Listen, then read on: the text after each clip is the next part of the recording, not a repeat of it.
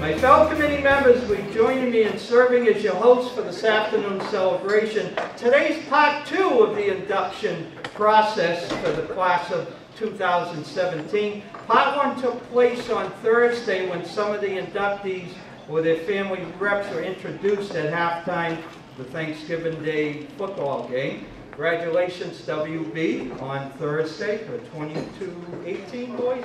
Win over Assabet. It's been a rich tradition of athletics dating back to pre-World War II when WB was called Major Edwards High School. Over the years, WB has certainly made a name for itself in high school athletics, and today we again honor those who have made significant contributions to the legacy of Lions athletics.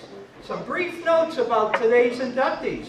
Jean Boynton scored 60% of her team's points for the entire season in basketball. ALISA Callahan played Division I college softball. Diana CINCOTTA is the all-time leading scorer in basketball. Claudia Copeland received a full scholarship to play Division II college basketball at Franklin Pierce. Judd was the Massachusetts High School Athletic Director of the Year when he was at Quabog. Dr. Mark DeWhaley is a dentist down in Connecticut. Dave Lindberg is the former chief of police. Dick Priestley is one of the most successful coaches in school history. Christine Goyette WEEDON coached girls basketball at CINCOTTA High School. And the 1988 football team, 3 words, a perfect season. Our Athletic Hall of Fame Committee, we've worked diligently, believe me, to organize this huge endeavor. I'd like to introduce them at this time. We are a team, and we've always worked as a team for the last 4 or 5 months. First, West Boylston Athletic Director Justin T. Harris.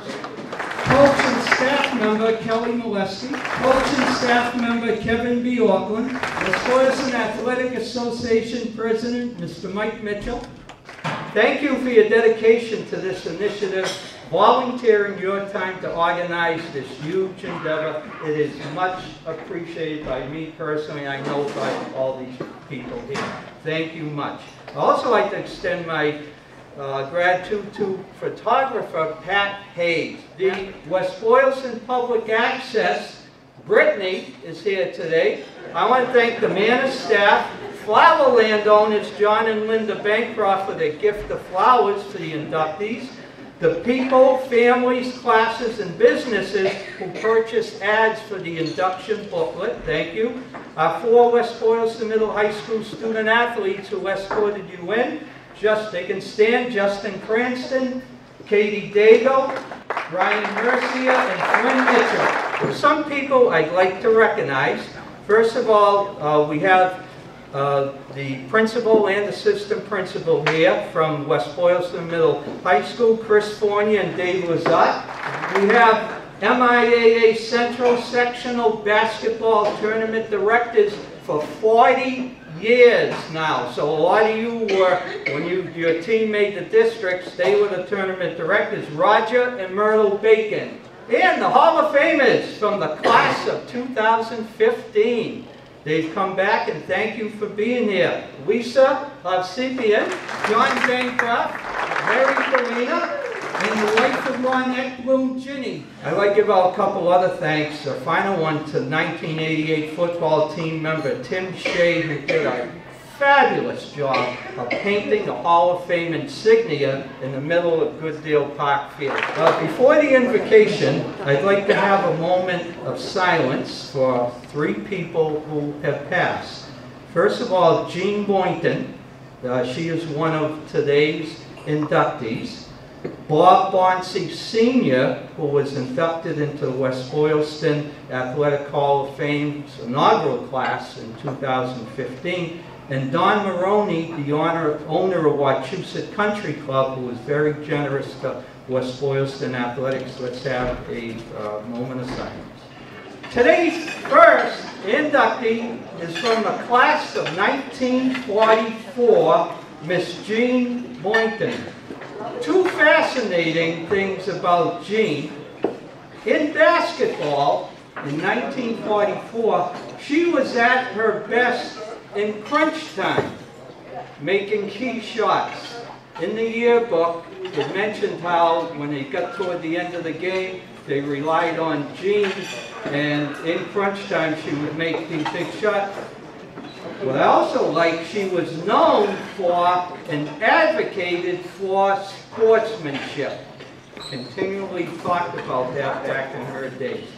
Jean sadly passed away in 2003 and is dearly missed by her family, but here today to accept the plaque are her son, Joe Salus, and her daughter, Pam Viano. Thank you very much for honoring my mother, and I wish she was here. Thank you very much. Thank you, everybody, for doing this. My mother, she really, really appreciated it. Thank you again.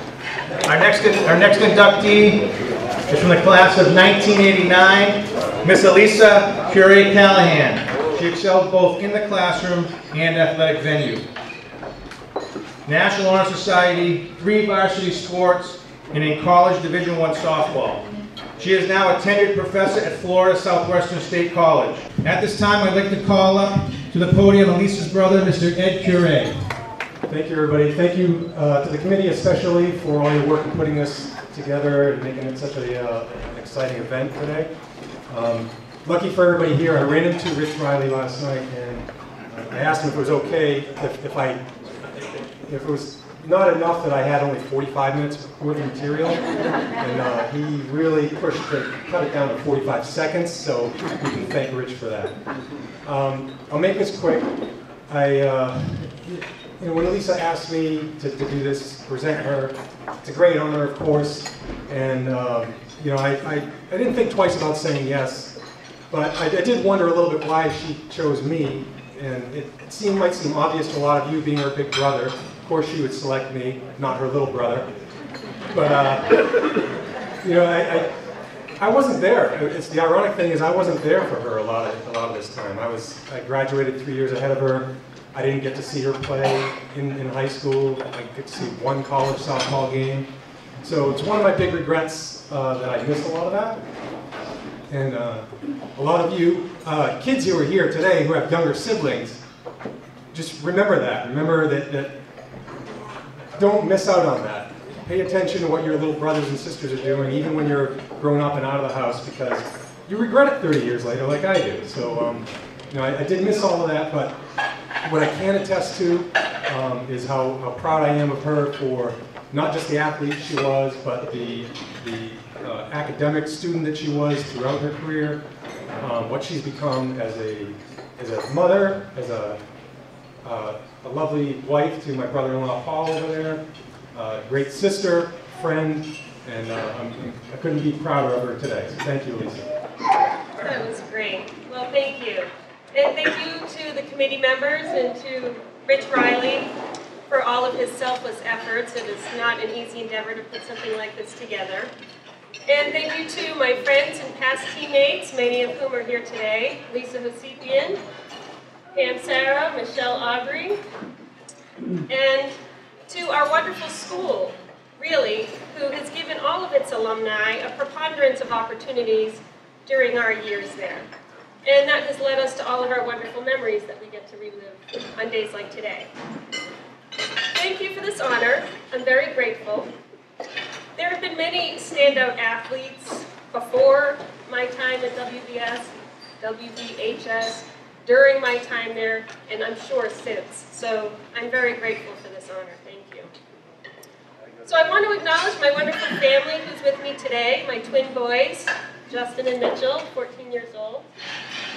So they sacrificed attending their first Olympic development training opportunity in Miami today. So I'm grateful that they were able to make the trip here. My husband Paul for putting Mom first this weekend and being such an amazing teammate in life. And my brother Ed for his wonderful introduction. I'd also have to mention my mom because she's the one that got me involved in community sports very early on. And even though she wasn't an athlete herself, she shuffled me back and forth to years and years of practices and only ever missed a game when it conflicted with one of my other brother's sports activities. So she was very selfless during that time. So she gets a big shout out for that. So many of you also know or played with my brother Dave, so I just want to thank him as well, because I'm sure without having two brothers to wrestle around with, I probably wouldn't have developed the skills that I did over the years. And they have grown, both of them, sandwiched in between two brothers, and they've just grown to be amazing men, husbands, and fathers, and I'm very grateful. So playing sports has always been second nature to me. Perhaps it was growing up with the two brothers and being in my neighborhood with all boys, like Bob Shea, and we just spent as much time outside as daylight would allow, playing whatever sports we could. And we were so fortunate to be part of the small school that we had that supported a lot of extracurricular activities. So that means everybody was able to jump in and participate.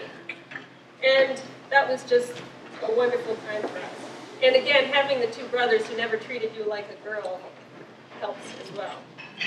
So this is quite a role reversal in my family for Mom to be recognized for her athleticism. My husband Paul was an All-American basketball player in high school and was widely recruited all over, and he selected to go to the Ivy League. But unfortunately, he broke his neck at Harvard and changed gears a little bit. He did graduate eventually and then returned back to Harvard for Harvard Business School, where he got his MBA. But then he wanted to be competitive again, so he jumped into racing sailboats, and he quickly climbed to the top of that sport as well. And he's been to the games twice. 2000, he competed in Sydney for the games as part of Team USA, and again in 2012 in London, where he skip-rigged his boat. So super proud of him for that. And about 5 years ago, he was also awarded Sailor of the Year, which is a really prestigious honor. So he's, I feel like I'm usually very comfortable being in his shadow, and that's a good place for me to be. So this is quite a turn of events. And he's also competed all over the world. And when we had children, I thought, oh, this is great, because I have a love of sport, and with his athleticism, I was really looking forward to years of coaching and spectating. And we did have our stint with traditional sports with our boys, but they really did excel like their dad in racing sailboats. So I just really want to take a moment to share some of their accomplishments so you can understand why I say this is a role reversal for me in celebrating Mom's accomplishments, because it's usually the other family members, the other Callahans, who are getting recognized. So my boys, Justin and Mitchell, are the top youth sailors in the country and in the world, actually. They're both national and world champions, having competed all over the country in more than a dozen countries abroad as well, like Sri Lanka and Norway, with great success. And their biggest achievements to date are 2 world back-to-back championships, Portugal and Thailand, 2016 and 2017. And, you know, you've all competed and had success, but, you know, as a parent, I just can't even express to you how it feels when you are at a world championship and the national anthem is being played for both of your kids, where they've bested 60 plus other countries. So that's quite a feeling. So needless to say, outside of this room, I'm known as Paul's wife and the twins' mom. So having played field hockey, basketball, and softball, as well as other sports throughout the years, I fully expected to follow my kids through hundreds of innings and half times and quarter kicks. I knew nothing about sail trim, currents, tactics, and the very complex racing rules of sailing, which are about as complicated as our IRS tax code. But sports are sports, and it's really fun to watch them. Unfortunately, I can't remember my batting average or any other relevant stats or team records, but I know that my years developing my athleticism at WBHS has taught me very valuable lessons. I learned the value of hard work and perseverance, and whatever my endeavor, whether it was on the field, in my professional career, doing finance, private equity, banking, whatever, and now in the classroom where I'm a professor of finance, anything that requires talent requires hard work and effort. So I want to just end by thanking our high school and our town for the lessons of life that I learned here and that we've all learned here, which has aided me in a variety of ways, both on the field and off the field. So I have the privilege of introducing the next inductee. I had the good fortune of not only being a classmate but a teammate as well. So from the class of 2007, Miss Diana CINCOTTA. She excelled in 2 sports, soccer and basketball. She played an integral role in West Boylston capturing the MIAA Division III State Soccer Championship in 2006, and, as mentioned before, excelled on the basketball court, becoming the all-time career scoring leader. At this time, I would like to call up to the podium Ms. Elena Anderson. It's truly an honor to stand up here today and present Diana CINCOTTA into the West Boylston High School Athletic Hall of Fame. I'd like to begin by sharing with you Diana's Hall of Fame biography. Diana moved to West Boylston with her family in 1997 when she was in the 2nd grade to the quirky Colonial at 30 Central Street. The youngest of 3, Diana's love for sports began at an early age, and over the course of the next 10 years, she established herself as a gifted 2-sport athlete, participating in 5 years of varsity basketball and 4 years of varsity soccer in West Boylston. She was a Telegram and Gazette Super Team selection in both 2006 and 2007, voted the most valuable player in the Midwatch D in 2006 and 2007, and a league all-star of the Midwatch D every year starting her freshman year. She was a member of the Lions team that reached the district semifinals in 2004 and 2006, and as captain in 2007 earned MVP honors at the Neshoba Winter Invitational and all-tournament honors at the Westboro Tournament. She was a 3-time All-Star at the Mount Wachusett Community College Tournament, leading West Boylston to be the first ever small school to win the large school tournament championship in 2006. I was also on that team.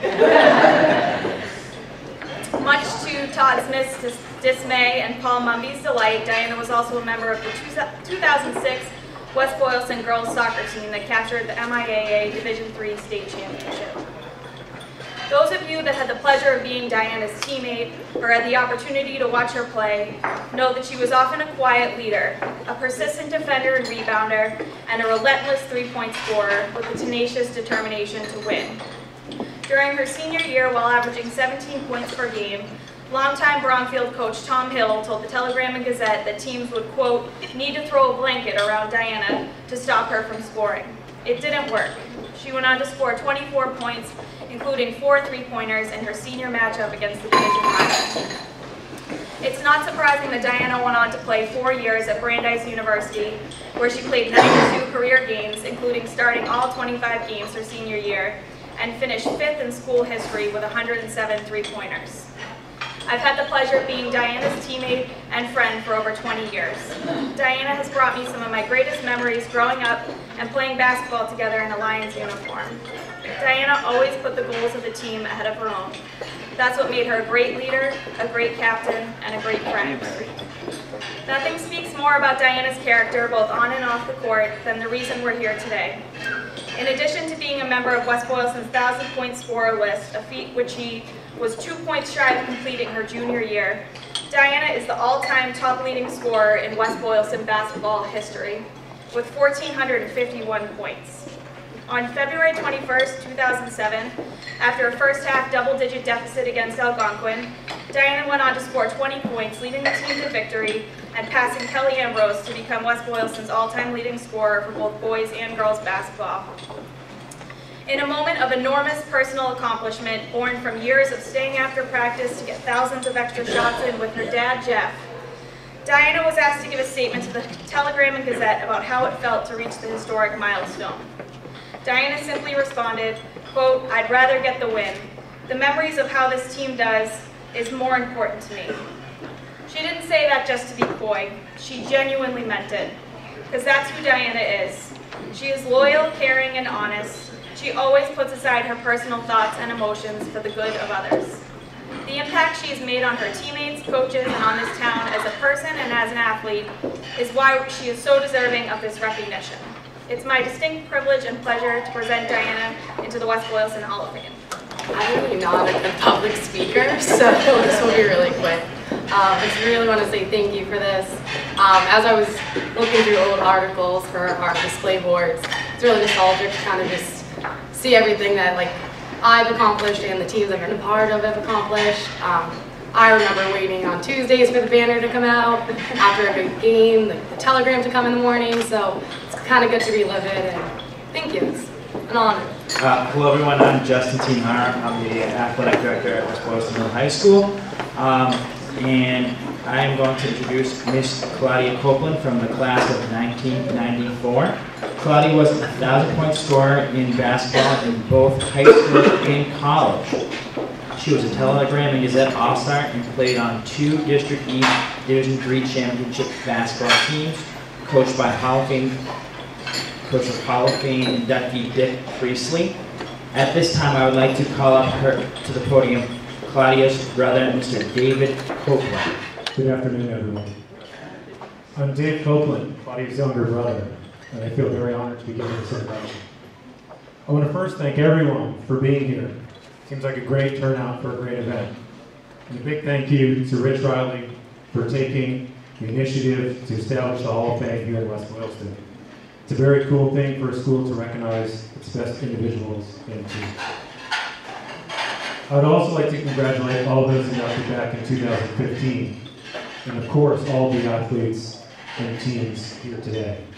Congratulations. West Boylston is a great town. I had a lot of fun this morning driving my family around. My amazing wife Lauren, our son Mason. I know Mason's particularly excited about today because he woke up last night screaming at 11 o'clock, again at 2 o'clock, and then started screaming again at 5 o'clock in the morning. So I can only assume it's for today's festivities. But I enjoyed showing them this morning the sights, the old stone church, the ball fields, and the high school, and of course, Miola's ice cream. Unfortunately, our family moved out of West Boylston back in 1994, the summer after my sister graduated from high school. But to this day, I know we all think back and remember the real sense of community the town has, and of course, we look back fondly on the memories made possible by athletics. My sister has always been a phenomenal athlete. I remember her being great at every sport she was in. I have a lot of memories of her success on the soccer and softball fields, but most of the memories I have are from the basketball court. She seemed to always make the big shot or the big block when the team needed it. And it was a lot of fun to watch, and it made me very proud as her younger brother sitting in the stands. I had the chance in the past few weeks to reach out to some of Claudia's former teammates, some of which are here today. Christina Bibas, Amy Gattani, Heidi Kallick, Hillary Hanscom, Mary Galena, Karen Mensing, Melissa Richards. And it was so great hearing how happy and proud of Claudia they all are. In addition to all the thoughtful words of congratulations, many teammates remembered the different nicknames that she had. Minute Bowl and Shaq were a few that came to mind. I can actually remember seeing signs hung up around the gym with Shaq written on them, and was very confused at first. I thought if they were going to compare my sister to some type of house, then they should have picked something much, much better, as Shaq just didn't make sense. I eventually figured out Shaq was in reference to Shaquille O'Neal, who was just starting his NBA career as a dominant center with the Orlando Magic back in 1992. I went from being a little upset to completely understanding of the comparison based on her dominance of the sport. Her basketball teammate, Mary Galena, who was already inducted into the Hall of Fame, shared some memories of her favorite center. She wrote about the 2 championships they won together, their favorite play, and also describes her as being quite the jokester and great at keeping the mood light. She, like many others in her memories that they shared, went on to describe her as incredibly caring, saying she would have dropped anything to help one of us. She was friends with a lot of people and genuinely happy when someone else achieved some success on or off the court. She loved the closest that her team had and was the first to try and fix something whenever there was an issue. I know that we wouldn't have won 2 state championships, or 2 of the championships without Claudia's talent, but also without her caring nature. Claudia loved her coaches and teammates. loved West Boylston, and loved playing athletics, and she did it at a very high level. Claudia also loved being number 44, a number she wore in basketball. 44 is a family number that our father Michael, who is here today, wore in his playing days. To this day, 44 still appears in her phone number, I'm pretty sure her email address, and I think even on her license plate. And there's a pretty good chance that 44 shows up on the jersey of her son Austin or daughter Adeline at some point in the future as well. Claudia, I really enjoyed watching you play back then, and I cannot be more proud of you today. This is such an incredible honor and is very well deserved. Join me in welcoming and congratulating number 44, Claudia Copeland. Certainly was not expecting that from him. Normally he's kind of quiet and just kind of goes, good job, and then see you later. But I want to thank everybody. I want to thank the committee, Rich, for calling me. Sorry I didn't answer your phone. I was, busy delivering mail to everybody.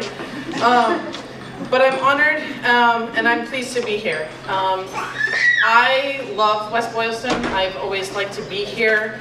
When I talk about home, I tell my friends, they'll tell me they have 200 and something kids in their class, and I'll be like, oh, well, I had 52, and they're like, what? And I'm like, yeah, it's nice because everybody knows their business, everybody was there, like when you win stuff, sometimes it's good that everybody knows your business, and sometimes not so much.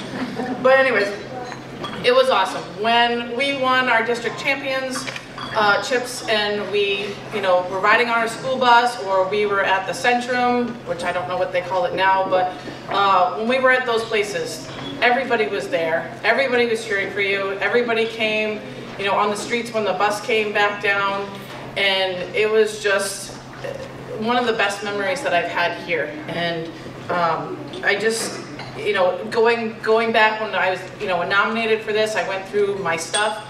And I was like, oh my God, I can't remember. I remember this time. And I remember when Coach was like in our faces and, saying, you need to get the ball to her, and you need to get the ball to her, and you need to box that person out, and if they go over your back, you just let them go over your back. And it's just like, I had the best teammates to work with. And it makes me proud that they're here. It makes me proud that we're still friends. And it's awesome. Like when I got sent up, when they told me I was going to the high school, I was like, holy crap, no thank you. And then when Mr. Priestley saw me, and he's like, yeah, you're not playing JV. He's like, you're gonna play varsity. And then I was like, holy crap. Like, I had to go, up with Lisa and ALISA, no. And then Coach would be like, you're gonna play 1 quarter here, and then you're doing 3 quarters over here. Okay, well now you're not even gonna play JV, you're just gonna stay over, here. But being with Mary and being with Lisa, you mentored me a lot. Whether you thought you did or you didn't, you taught me a lot with your rebounding. You always told me to box out. You could be the smallest, the biggest, but if you box out, let those people go over you.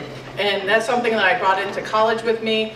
And my coach would always grab me by the shirt and be like, I don't care how many points you score. He's like, you just need to get the ball. So it's just an honor to be here. I want to thank my family who came here. My mom is not here, but I know she'd be proud of us, of me being here. But I want to thank my dad and my mom for always bringing me and my brother around to our sports. I involved myself in a lot of camps, AAU, and different activities to get to where I was now. And without them traveling us all around, wouldn't be possible. So I want to thank my dad and my mom for that.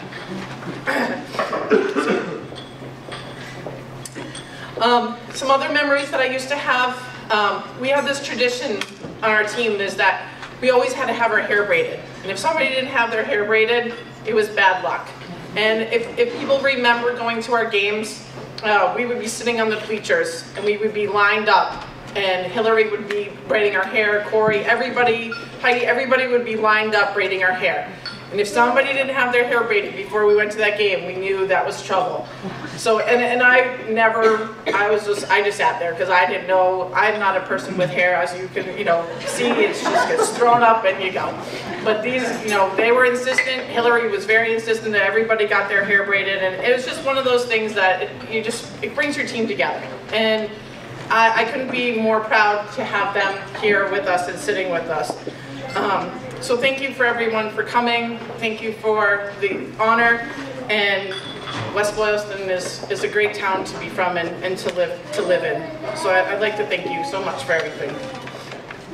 Hello everybody, my name is Kevin Bjorkland. I'm a teacher and coach in West Boylston. And I am here to present the next inductee.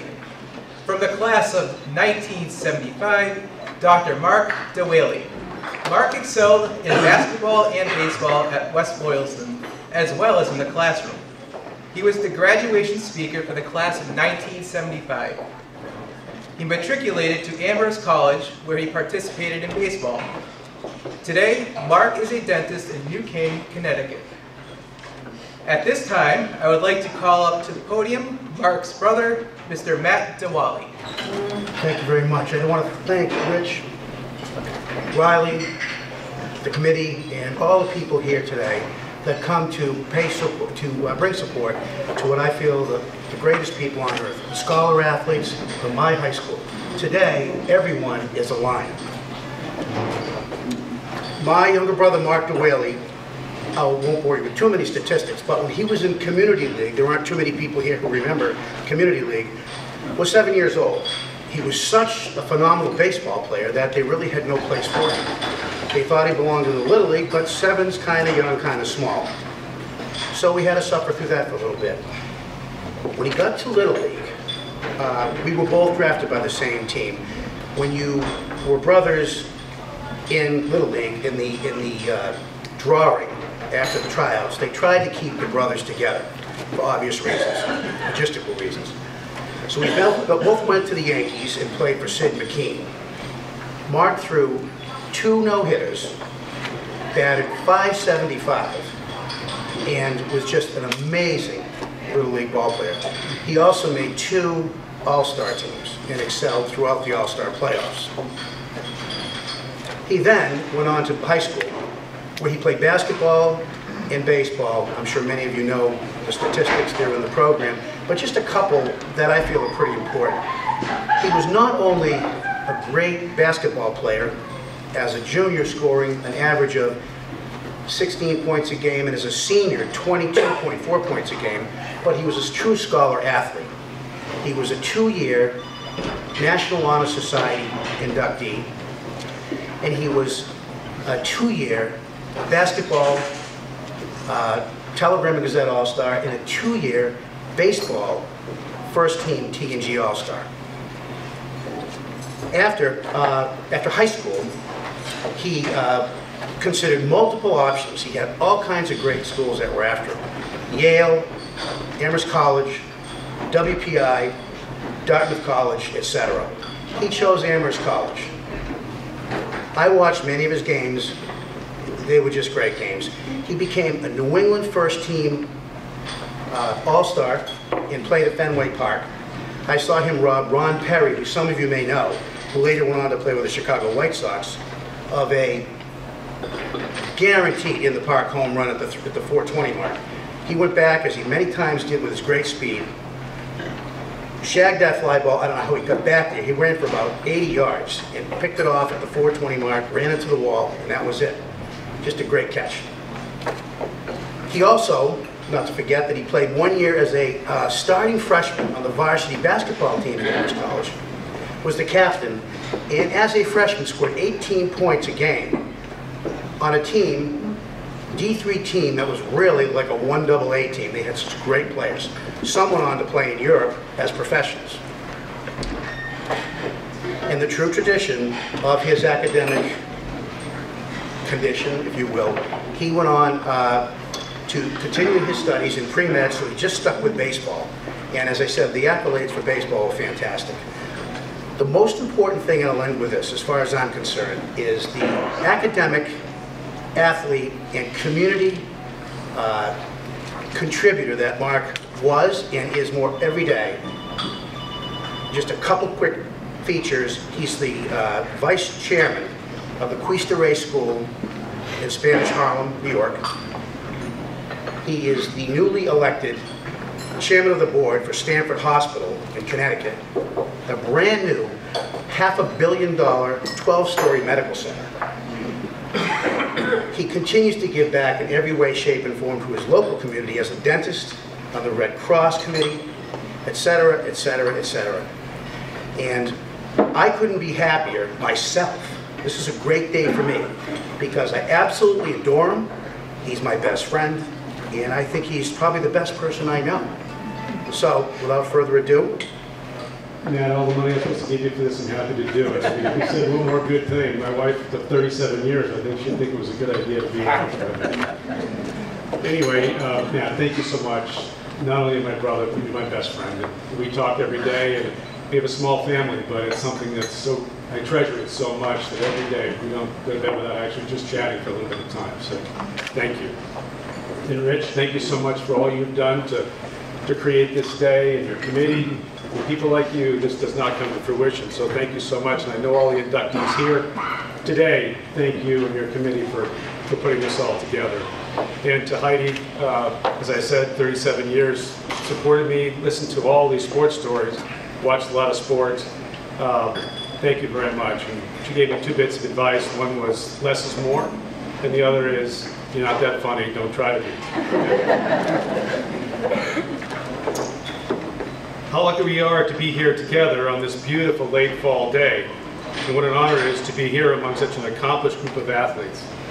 I am truly fortunate to be part of this class of inductees. Thank you.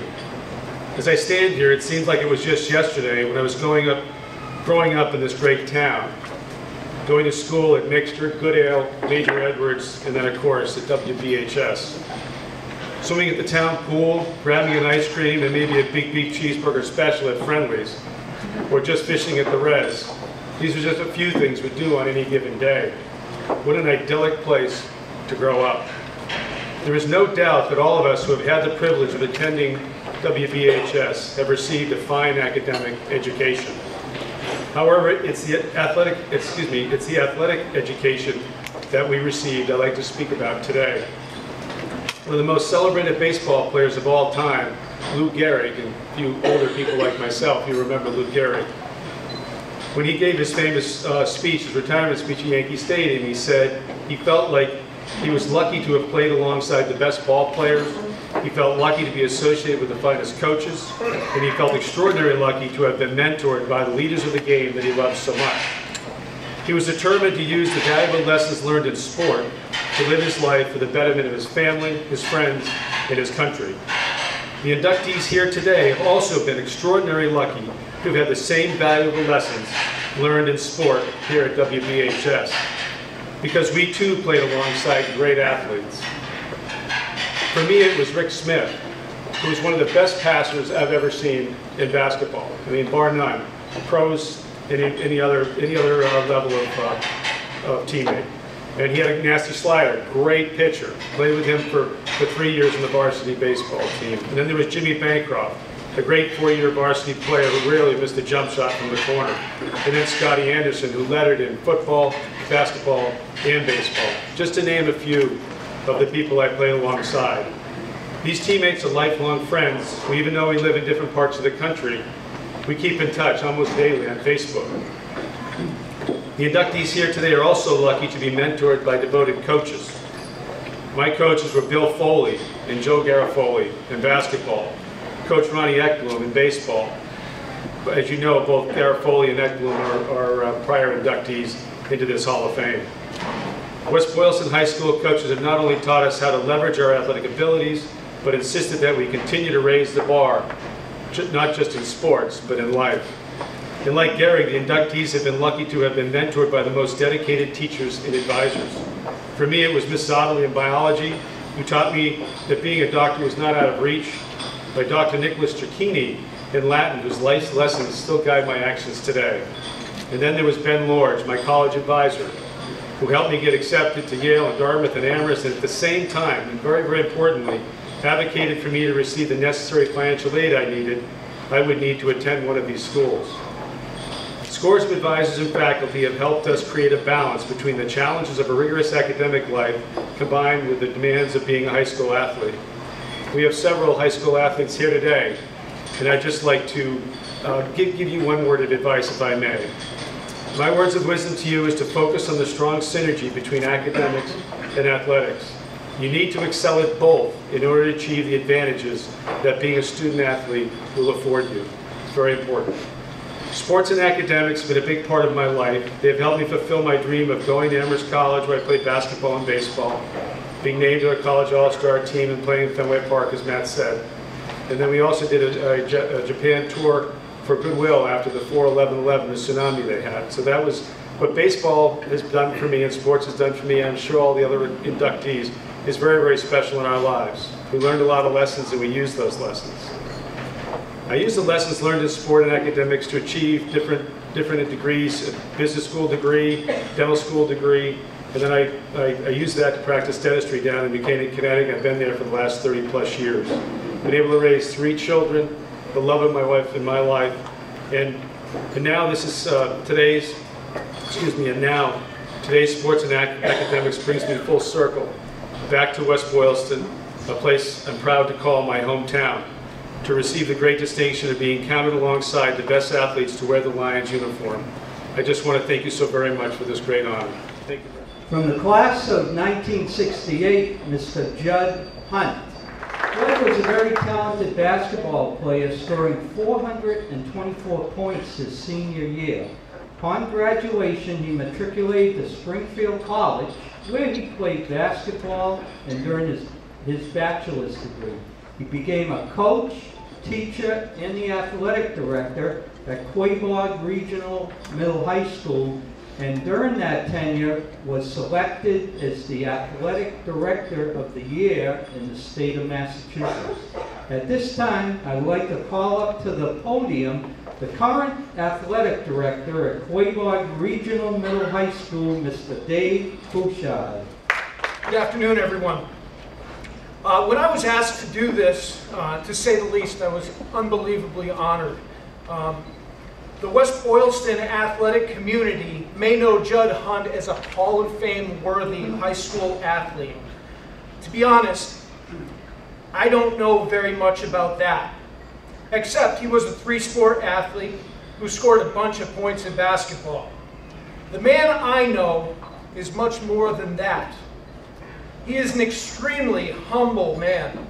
Well, except at school when the Yankees were good and they would win, which happened far too often. When I was a student, a coach, and a teacher there, both he and Mr. Kerr, his longtime teaching associate, would just torment all of the Red Sox fans. It was just unbearable. That was when he wasn't humble, and that was about the only time. Judd really didn't like to talk about his accomplishments as an athlete, either a high school athlete or a collegiate athlete.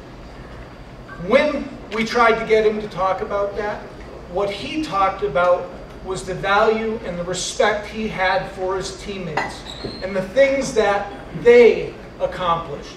To compose this, I reflected a great deal on Judd, and I consider him, without exaggeration, to be the single greatest influence on my professional career.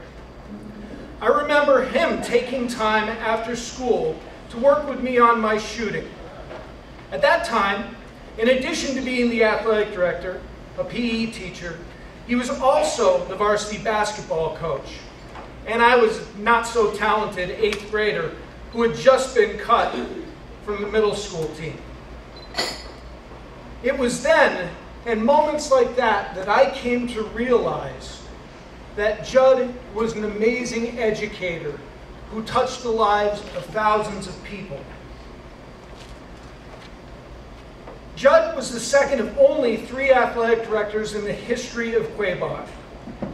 He has, as many of you know, a gregarious personality and an uncanny ability to recognize the strengths, whether teaching, coaching, or hiring individuals with potential for coaching greatness. In all cases, he was gifted at nurturing them and creating an atmosphere conducive for success. He continues to be an integral part of each and every championship banner hanging in our gymnasium.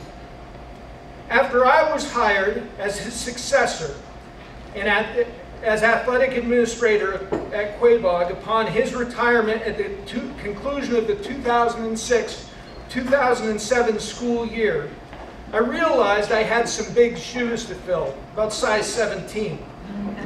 To this day, Judd's influence remains. He is my mentor. Even now, when situations arise that challenge my judgment, he continues to be one of the greatest resources I have. He is the wise old owl, although not so old. Of all the lessons Judd has taught me, the message of family first continues to be at the forefront. In spite of the countless hours spent at Quabog for over 30 years as a teacher and athletic administrator, at no time did that appear to be more important than the needs of his family.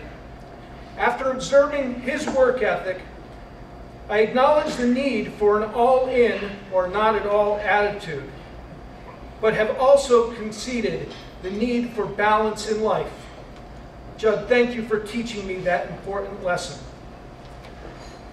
With the induction of Judd Hunt, I am confident that West Boylston is honoring a special high school athlete into your Hall of Fame. But equally important, I can assure you that you are inducting a quality individual who has used his passion for athletics to positively influence the lives of thousands of young men and women. As I invite Judd Hunt to the podium, please join me in congratulating him in recognition of this achievement. Thank you, Dave. That was very, very kind. First, I want to start out by thanking Rich Riley and his committee. What a great job you guys have done. And you should be commended for it. I also want to acknowledge my family and friends being here with me today. My wonderful wife, Nancy. My daughter, Katie Publicover, her husband, Michael. My daughter, Kelly Johnson, and her husband, Doug. My sister, Janet O'Grady. My biggest fan, my brother growing up. My brother was the one who pushed me, because he was all the time getting better, and I couldn't have him pass me. But he was a great, great friend.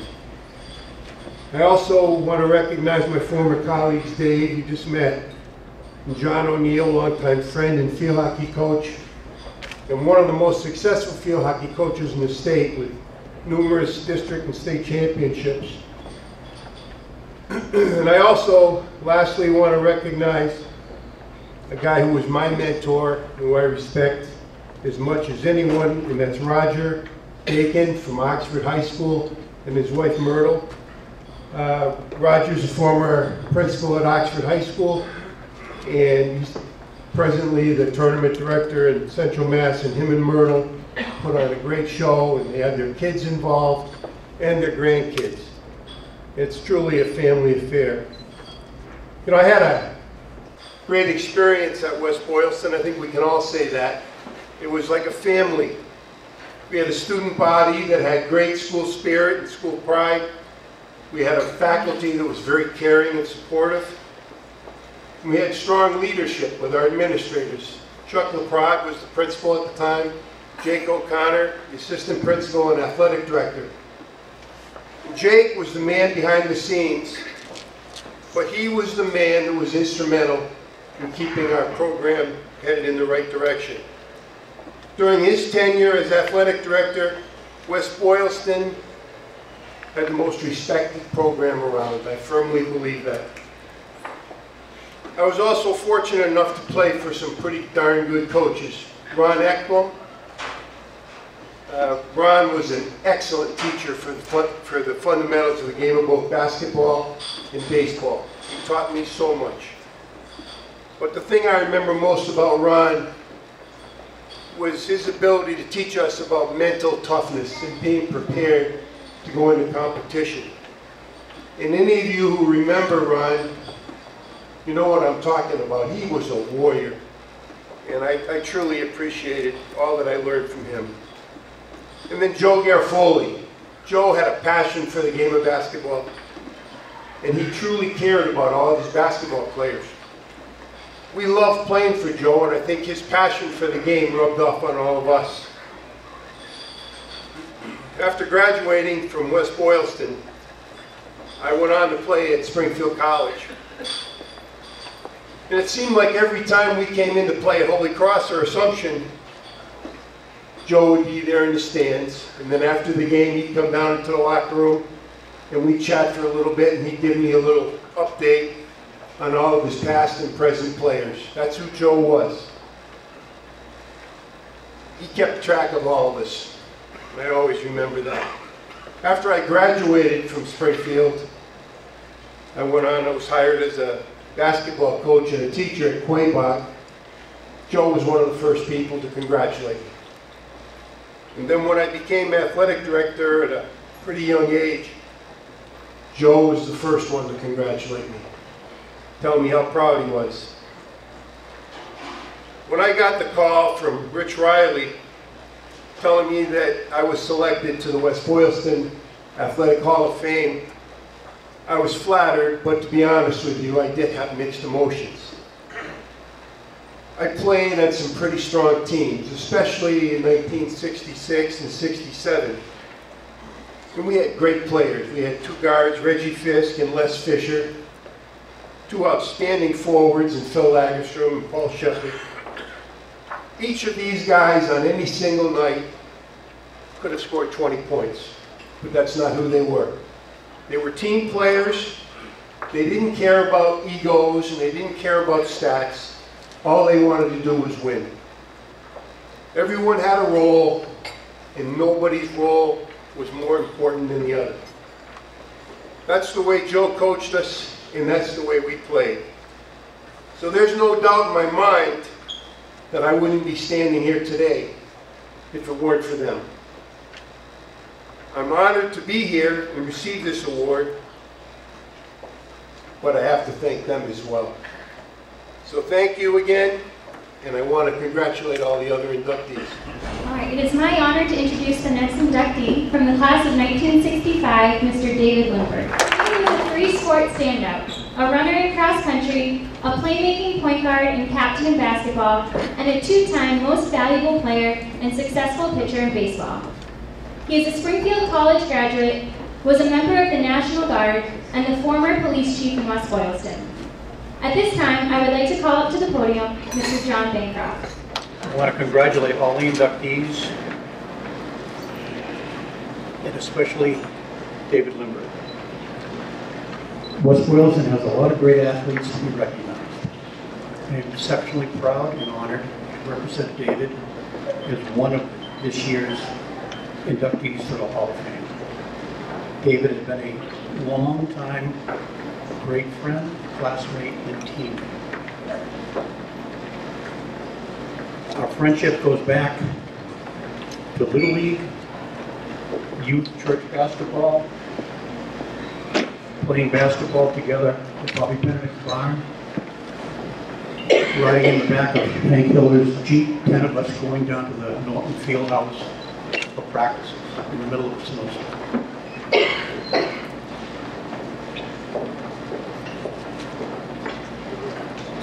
We were co-captains together for varsity basketball. We had a great team. We were fortunate to win a number of tournaments and even had the opportunity to play in Boston Garden. David was a very instrumental person in the success of our team, and he was a great all-around player, but most importantly, he was a great leader. His achievements and accomplishments in baseball, basketball, and cross country speak for themselves. We had a lot of good times, and today I see a lot of great athletes here. So, without further ado, I would like to turn it over to David. As John said, everybody, did you turn the mic off, John? We've been friends for a long, long time, over 60 years. A lot of water has gone under the bridge in these days. I'd like to thank you, John, for your kind words. I'd also like to thank Rich Riley and the entire Hall of Fame committee, the West Boylston Athletic Association, and staff and administration at the high school for my selection to the Hall of Fame and for putting on such an outstanding event. Thank you all very much. I'd like to thank my classmates and friends in the class of 1965. Big turnout.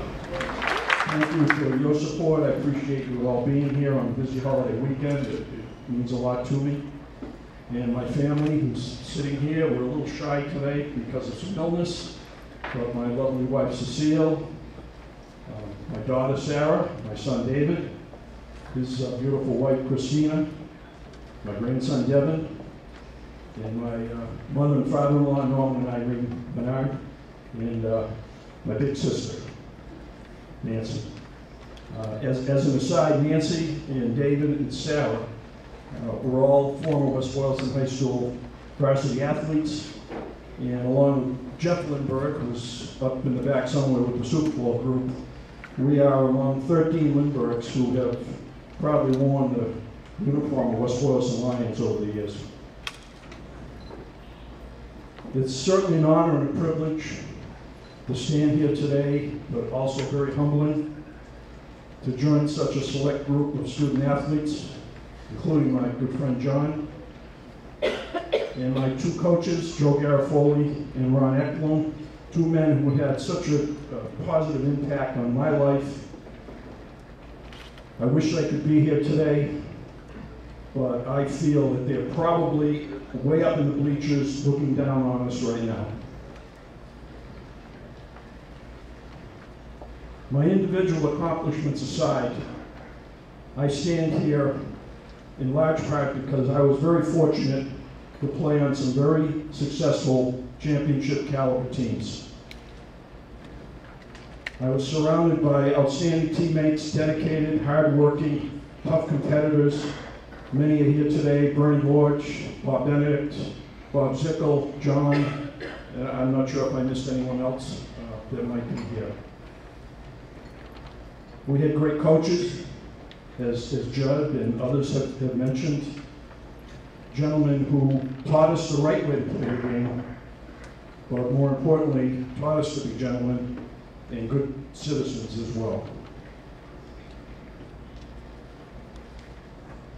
So on behalf of them, I am most proud to enter the Hall of Fame as their representative for all of our collective achievements. I've been extremely fortunate to have some outstanding experiences in athletics, cross-country championships with Bob Benedict, the Wachusett Invitational Class C Championship, which was a very prestigious race at the time. I don't know if it still is. We won the school's first clock tournament after coming up short in the championship game the previous 2 years.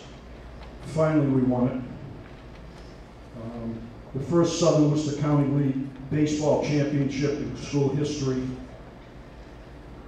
and also playing on the first two teams in school history to qualify for the District E tournament in baseball and basketball. That was a huge accomplishment for a small school like us. Back in the day, in basketball, you had to win 70% of your games to qualify. And it was a one-division tournament, no distinction based upon enrollment. And we were one of 12 teams to qualify that year, and very proud that we made it all the way to the semifinals at Assumption College until we ran into that team from Shrewsbury called St. John's. That was a fair matchup, I'll tell you that. And in baseball, we had an equally outstanding team. We won the, as I said, we won the league championship. And in those days, there was a selection committee that chose the tournament teams. 8 teams in all of Central Mass were chosen for the tournament, and we were one of them. Unfortunately, we ran into Milford, which is a powerhouse baseball school. We lost 3-2. We gave them everything they could handle, and one of my teammates here today, Bernie Lodge had 2 hits. He reminded me that he popped up at the end of the game, and I was standing at second base. I kept giving Ronnie Eklund the steal sign. I felt I could make it to third, but Ronnie kept hitting the sign off. I believe we would have had a better team. In fact, I know we would have had a better team if our veteran shortstop, Bob Zickel, hadn't gone on the disabled list that year and was unable to play. And Bobby, we missed your loving at bat that season.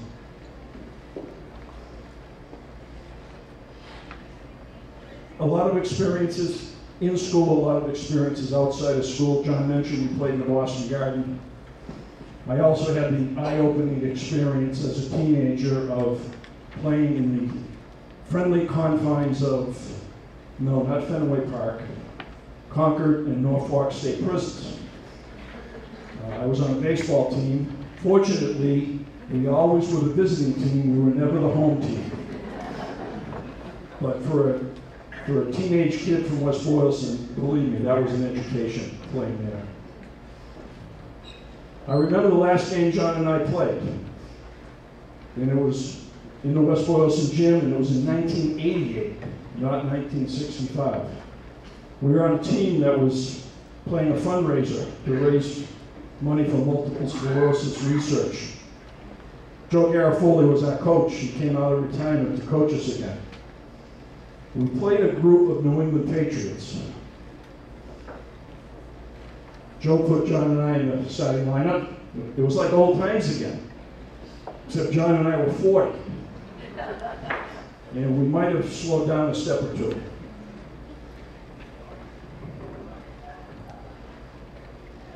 I wondered after that game what Garofoli's lovely wife, Janet, thought.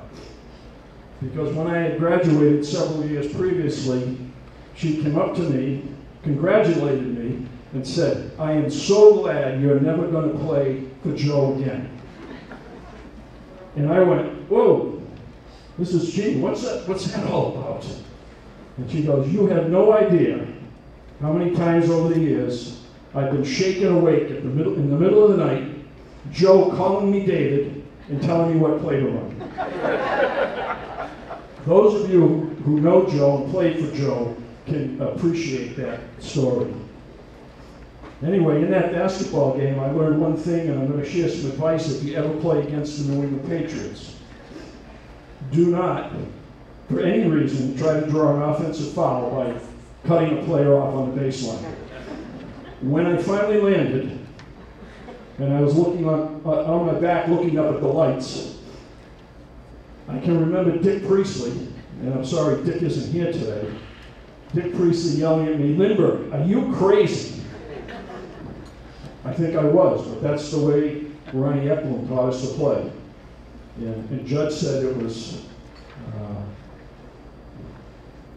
a trait of Ron, that it was like combat when we went on the basketball field. Unfortunately, that night, my good friend John tore an Achilles tendon, and at that point I decided time to hang up the Chuck Taylor All-Stars for good. And I don't think I've played since then, actually. You know, when the varsity jacket doesn't fit any longer, and it's in the attic with the scrapbook,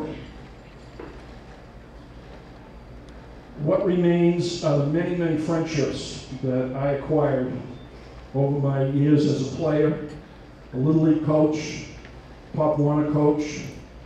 Mary Galena was my shortstop one year. She played one year and broke my heart when she decided to concentrate on basketball. Mary, what were you thinking? And also friends as a spectator. And most recently, following my son, my daughter, my grandchildren on the sidelines. Friendships are what it's all about, and they're far more valuable than the clouded memories of races run and games won. At some point, Mr. Garofoli became Joe, and Mr. Eklund became Ronnie. I have many, many friends here today. It's great to see everybody. Please know that I appreciate and value your friendships. And thank you all for being here. All established. I'd like to close with a short story. And I'd like to share with you. Most people have not heard this story. I don't even think my son and daughter have heard it. It's about what I think is my crowning achievement as an athlete and the friendship that developed from that particular evening. July of 1965, I graduated. I was roaming around a carnival up at St. Christopher's Church with a friend of mine looking for girls. And there was a group of girls up there roaming around looking for boys. Kind of neat how that happens, huh? Well, one of those young ladies happened to be Cecile Menard. And we chatted a little bit, and the next thing I know, I'm trying to win a teddy bear by making 3 free throws. Now, if you've ever tried that at a carnival, you know it's a regulation basketball and a hoop that is about half the size of a regulation hoop. And number 2, I was not a great free throw shooter. I was kind of a 2 out of 3 guy. So I set myself up for failure. You know, small hoop, not a great foul shooter, and I'm trying to impress a young lady. But lo and behold, I made 3 foul shots and won a teddy bear. So I decided to press my luck, lay down another quarter, hit 3 more shots. And I go, wow, 6 in a row. So now I'm feeling kind of cocky.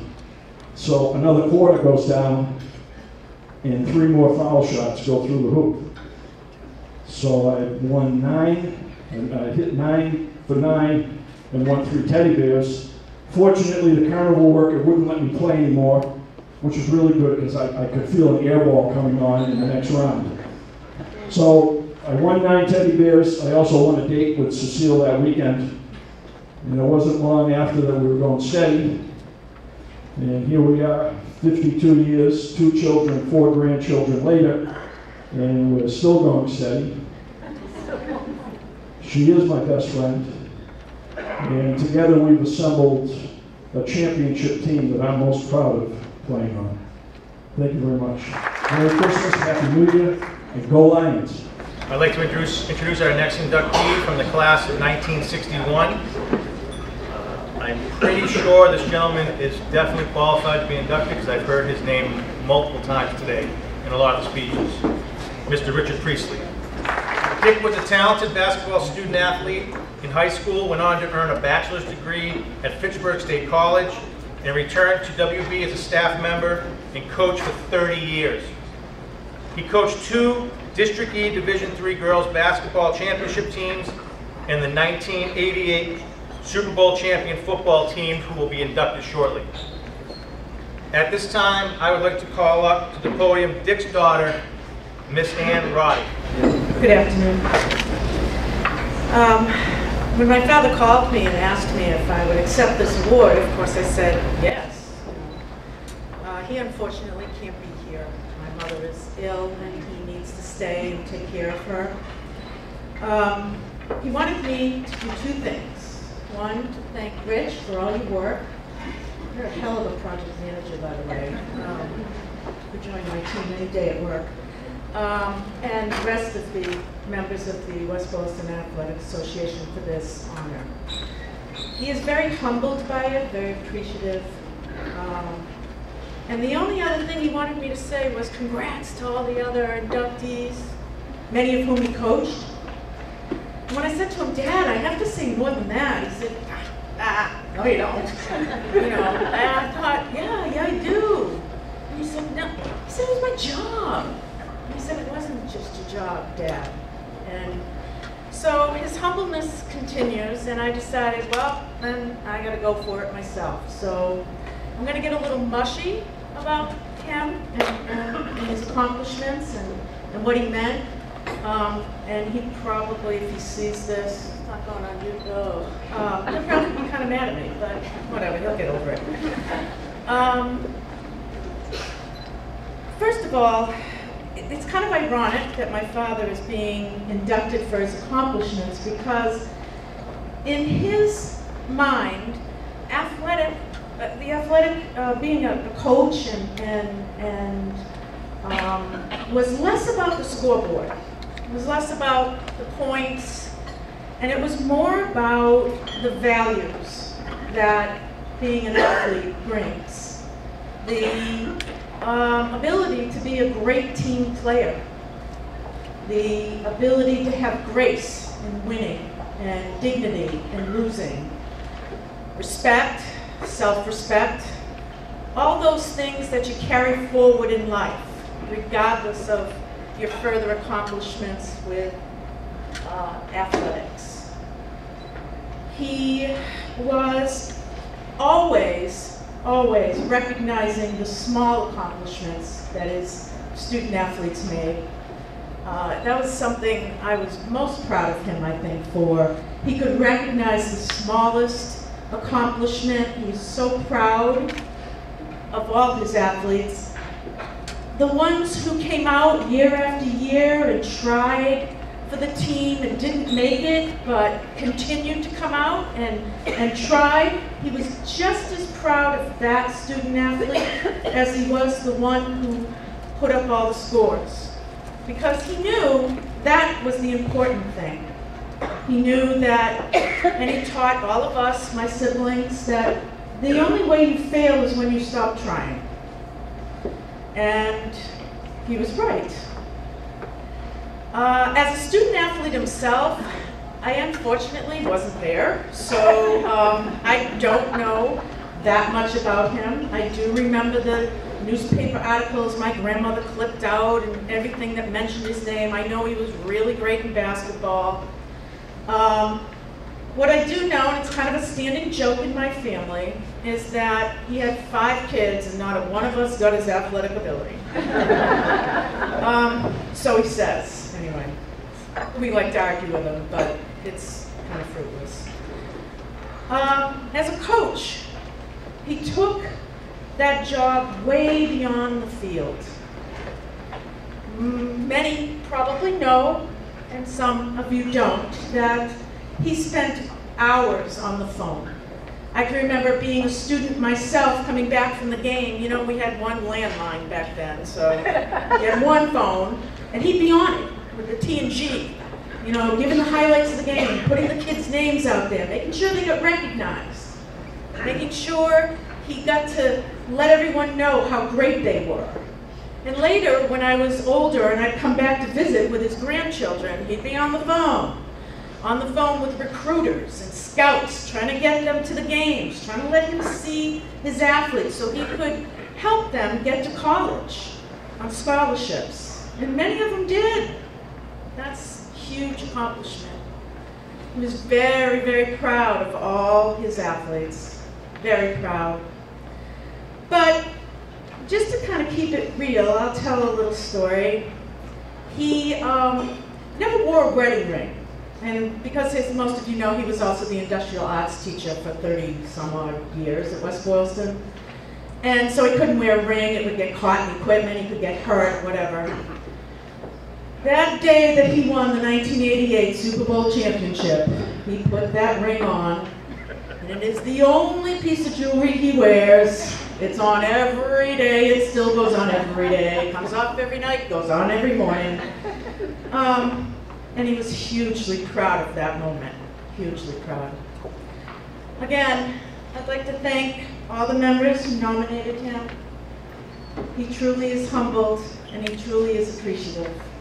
And he wishes he could be here, and he apologizes for that, but I accept this on his behalf. Thank you. From the class of 1986, Ms. Christine Goyette WEEDON. Christine was a 3-sports standout excelling in field hockey from Miss Bev Schofield, where she was selected for the Telegram Gazette All-Star team, and in basketball and track and field, played for Hall of Famer Dick Priestley, where she set school records in both hurdle events. She then attended and graduated from Springfield College. Our last 3 inductees are Springfield College graduates, participating in basketball. At this time, I'd like to call up to the podium Ms. Kelly Monitz. Hi, everyone. I am honored to be here to present Christine Goyette WEEDON to the West Boylston High School Athletic Hall of Fame. When I was first asked to speak today, I felt completely unqualified. After all, I was a cheerleader. Christine was a top athlete. I cannot speak to you about what it was like to be on a team with Christine. The closest I came to athletics with her was playing kickball in the street, swim races in my pool, and shooting hoops in her backyard. Even then, it was easy to see she had a natural ability and the desire to go far with her athletics. I did not. Christine was a 3-sport varsity athlete in field hockey, basketball, and track, captaining all 3 teams her senior year. She received many accolades in each sport, including Telegram and Gazette All-Stars, Junior Olympic All-League, leading goal scorer in field hockey, and record setter in track. At least one of her track records still stands to this day. In basketball, Christine was a 3-year starter on a team with 54 wins and 5 losses. They were district finalists and league champions. Christine went on to play basketball at Springfield College for 4 years, where she was an integral part of her program. During her tenure there, her coach Denise Amato had said, "Christine has been our most consistent and best defensive player." While at Springfield, Christine was selected to the GTE Academic All-American team and was elected into the Kappa Delta Pi Honor Society. Christine was nominated for this award by her track coach, Dick Priestley, who we've heard a lot about today. He recalled that Christine was strong and tough and had tenacity. She was a winner, he had said. Her field hockey coach, Bev Schofield, said, "I am so glad Chris is getting the recognition she deserves. The one thing that really stands out is her positive attitude. She was a team leader and made my job as a coach easy. Team player, team leader, positive attitude, a delight to coach, enthusiastic, they're all cliches, but that was Christine." Christine's teammates speak highly of their time playing alongside her. Her good friend, Pam McMillan-Hayes, who's here today, has said, "Christine was a great teammate and friend who always gave 110%. You could always count on her for anything. She was a true leader on and off the court or playing field. She knew how to get the job done. Christine never thought she was better than anyone else, but she was. She just had a great athletic ability no matter what the sport. I'm grateful she was my friend then and is my friend now." Another friend, Jeff Cranston, also here today, recalled the time Christine went on to play the Central Mass District Finals the morning after their junior prom, and after only 2 hours of sleep, managed to win the division and break a school record by 2 seconds in the 110-meter hurdles. Christine took all she learned through many years of athletics and became a coach at North Attleboro High School. Her teams looked up to her as a role model and strived to be their best under her guidance. I watched them come together and rally for her in challenging times. She had truly earned their respect and admiration. As I said in the beginning, I am not an expert on athletics, but I am an expert on Christine and the person that she is. There is no one more deserving of this accolade. I have called her my friend for over 45 years. We may not have played on the same athletic team, but she's always been on my team, supporting me through all of life's challenges. She is a true, genuine, loyal person with a caring heart. I have seen her fight many battles over the years, always emerging as a true champion. I will forever be her biggest cheerleader. Congratulations. Thank you, Kelly, for such a wonderful introduction. For anyone who watches Grey's Anatomy, if I'm Meredith Grey, Kelly is my Christina. She's my person.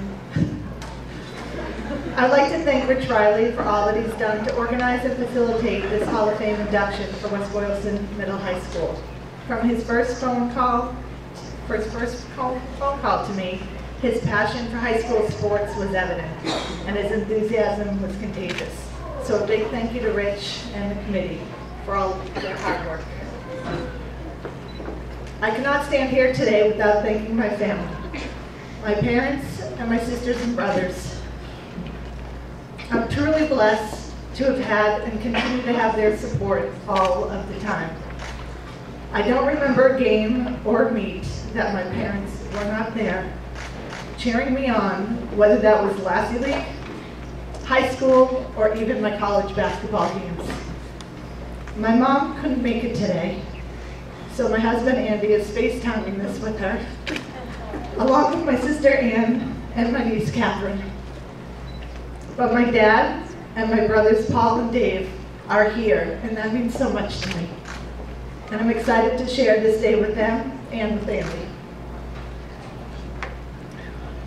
I'd like to thank Mrs. Beverly Schofield, my field hockey coach, and a huge thank you to Coach Dick Priestley, my basketball and track and field coach, for nominating me to the Hall of Fame. Growing up with 4 older siblings who played high school sports too, I and my brother Dave were at all of their games, and I looked up to the coaches. I was in awe when I saw Mr. Priestley, whether it's at one of my brother's football games, or even at church. I couldn't wait to play for him. I even remember a couple of times he came into the gym at Major Edwards during our 7th grade basketball practice, and somehow my intensity picked up so that he might notice me. I truly appreciated all he did to coach me in both basketball and track. I admired his dedication and his patience, and remember saying to him our senior year, "I don't know how you put up with us girls, but I'm glad he did," and I congratulate him on being inducted. Great job, Coach. I also want to thank all my teammates over the years, and especially want to thank Pam McMillan Hayes for being here today to support me. Pam and I have been friends since kindergarten.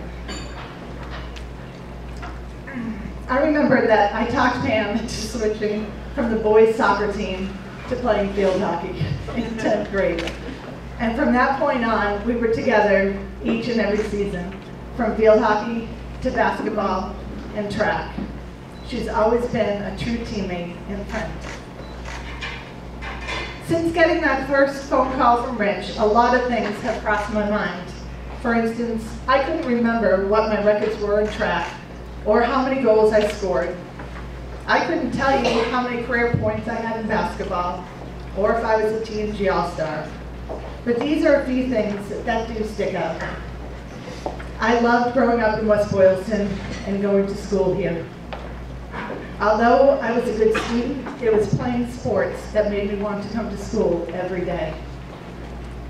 Some of my best friends were my teammates, and they still are today. Winning was important because it was a goal we all had to work together to achieve. And when we lost, we knew we had to try harder. We weren't the generation that got a trophy just for showing up, and for that, I'm grateful. I believe with all my heart that the lessons I learned through athletics, along with the support I had from family and friends, helped me to beat breast cancer. Just after my diagnosis, a friend of mine at Providence College, Richie Cluss, said to me, "Goyette, you are a hurdler. You know that you can't hurdle all 10 hurdles at once. You need to take each one at a time. Look at each treatment this way. You are an athlete, and you will win this." I will never forget this pep talk and try to remember it when other challenges occur. Athletics taught me resilience. My congratulations to all those who were inducted previously, especially those I knew personally. Mr. Eklund and Coach Garofoli, who were great role models to me, and to Lisa Hosivian, a fellow teammate. And congratulations to everyone inducted today. I want to give a special shout out to Judd Hunt. Who would have thought that I would have chosen WEEDON to do my student teaching practicum, especially since they were the team that kicked our butt in the center of the District E Finals. The big, exciting moment in my sports career.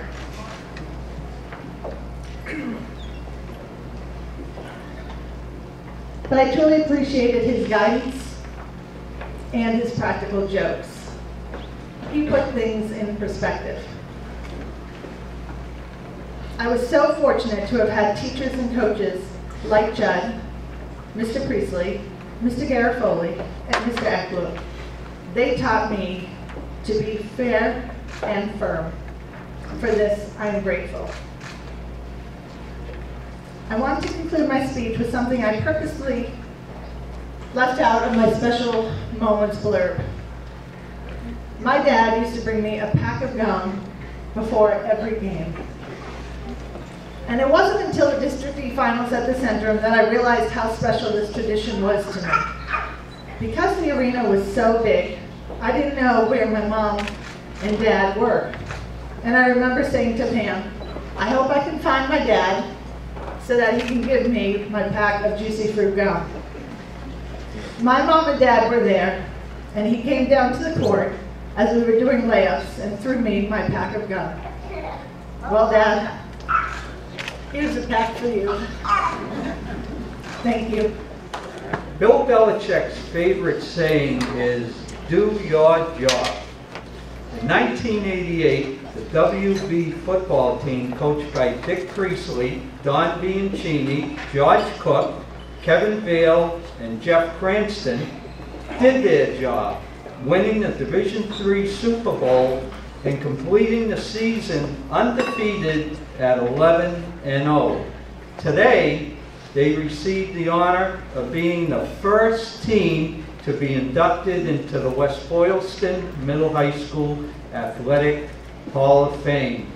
Thank you very much, and the gentleman who put that video together, I would personally like to extend my sincere gratitude to him for all the time and effort he dedicated to organizing the 1988 football team for this event. He was a tireless worker and just continually was in contact with his team members, and I really thank him heartfully for all the work that he dedicated to this cause, and I believe that's the reason that they have 23, 24 representatives here today.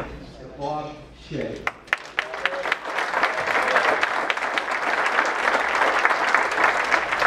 Thank you, Rich, and your committee for electing this fantastic group of young men. I'm going to be like Claudia. I talked to Coach Priestley this week. He was very excited about this 1988 Super Bowl team. I congratulated him for their induction and his coaching, and also being inducted in the second class of the Hall of Fame. You know, it's hard to believe it's been 29 years since this all happened. We won the Super Bowl at WPI. We were 11-0 season. I'd just like to share the journey of this remarkable team. But first, you know, this team and probably football in this town would not be possible, or maybe not been around, without my good friend George Cook. Well, it started 9 years before the '88 Super Bowl team. Coach Priestley was having a difficult time fielding players and winning games. Leo Sullivan, the superintendent of the schools, approached George Cook and I and said if we don't start a Papawana football program to feed the system, that he would have to make a recommendation to get rid of West Boylston football in the town. Me being the first quarterback on the '69 team, and George Cook being involved in all those years, we weren't going to let that happen. I did have one request though, that George let me coach and he would be in charge of Charger operations. George Cook was a great football mind, but he was a little too intense for 8 and 9-year-olds. George started the fundraising. We had the best equipment, uniforms, Charger bus, and everything else needed for a successful program. Our first year of the Papawana, we were 3-5. Our inexperience showed. After that, we won 3 straight league titles. The kids were very smart and very good athletes. And when this group graduated to the high school as freshmen, Coach Priestley asked me to be his offensive coordinator, and I went up with George Cook. The next 4 years, we were 3-7, a little bit of inexperience again, 7-3, 7-2-1, just missing the Super Bowl game, and 11-0 Central Mass Super Bowl champs. As we rode back to West Boylston from WPI, as you saw in the video, we were met by the fire and police department and all the townspeople to escort us back to the high school. When George and I saw that, we looked at each other and we were crying. And we said at the same time, we did it. All that hard work all these kids put in won the ultimate prize. It's the '88 Super Bowl. The journey was not complete. The Pop Warner program continues. The Lion football teams are stronger than ever. They also had another Super Bowl after this team. I'm sure they'll be honored. We'd like to thank Coach Priestley, Coach Joe Garofoli, Coach Cranston, Coach Vail, and George Cook for all their hard work. Lastly, I'd like to share a funny story about this team. One morning before Thanksgiving, I woke up to go to work. I worked at Norton Company at the time. I opened my garage door to find 200 to 300 pumpkins stacked in front of the garage. I laughed and I just said, I love those kids. Congratulations for your induction in the Hall of Fame, guys. I'm very proud of you. First of all, let's start with Coach Don Bianchini, Coach George Cook, Coach Jeff Cranston. This football was given to me 29 years ago. Everyone that's here signed it for me. And I was only 5 years older than some of these guys. And I was kind of one of the guys rather than a coach, which was fun. But when I had to be a coach, I was. But I looked through my cellar and I found this ball. And it still today means so much to me. It's falling apart, but you know, to see the signatures, it means a lot. And thank you very much.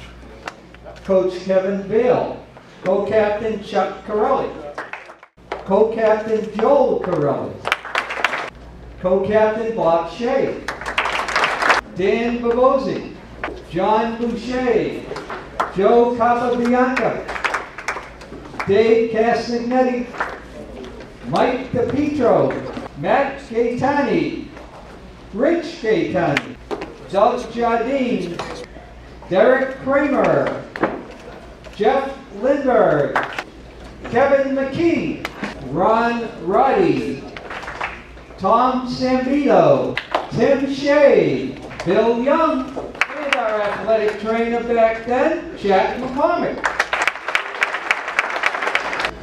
First and foremost, I'd like to congratulate our new class of Athletic Hall of Fame inductees. Your hard work, dedication, and athletic excellence has helped set the bar high for our athletic programs. I, along with the rest of the athletic department and school, would like to congratulate you and thank you for all you've done to shape our athletics, school, and community. I'd also like to thank everyone who attended the ceremony. It's quite the show out. And the Manor for their hospitality, the members of the Hall of Fame Committee for all your time, and our sponsors and donors. But I would really like to thank, and a special thanks to Rich Riley for being the backbone of this Hall of Fame. He organized the committee. He met with all the inductees. He went all the way down to Florida. And he did all the behind-the-scenes work to make this all possible. So, yeah, thank you so much, Rich, for helping. I'm extremely honored to be a part of this. I was extremely honored when Rich asked me to be a part of the committee. I'm somewhat of an outsider. I'm a transplant to West Boylston. I grew up in enemy territory on the Worcester side of the line. But I am very proud to say that I have a senior and a freshman boy and girl who are current Lion student athletes. And I couldn't be prouder of this school and this athletic program that they are part of. I wish to congratulate everybody again, congratulate Rich and the committee for putting on such a wonderful event. And as most of you or all of you know, the Athletic Association has been around for a number of years.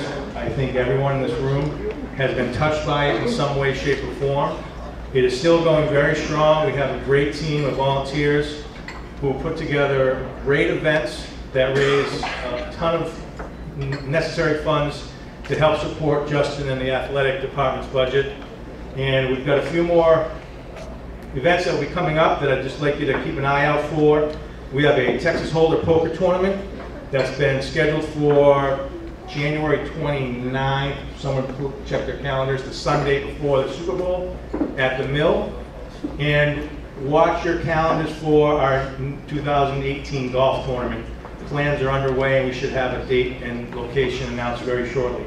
We've had a lot of great alumni support at that event, and I would love to see much more alumni and family to help support the current and future teams at West Boylston High as they try to achieve the levels of success that the people in this room have achieved over the years. So again, I thank you for allowing me to be a part of it. I congratulate you all. Well, this brings us to the end of our second induction. I want to personally thank everybody for being here and extend my sincere gratitude and congratulations to all the inductees.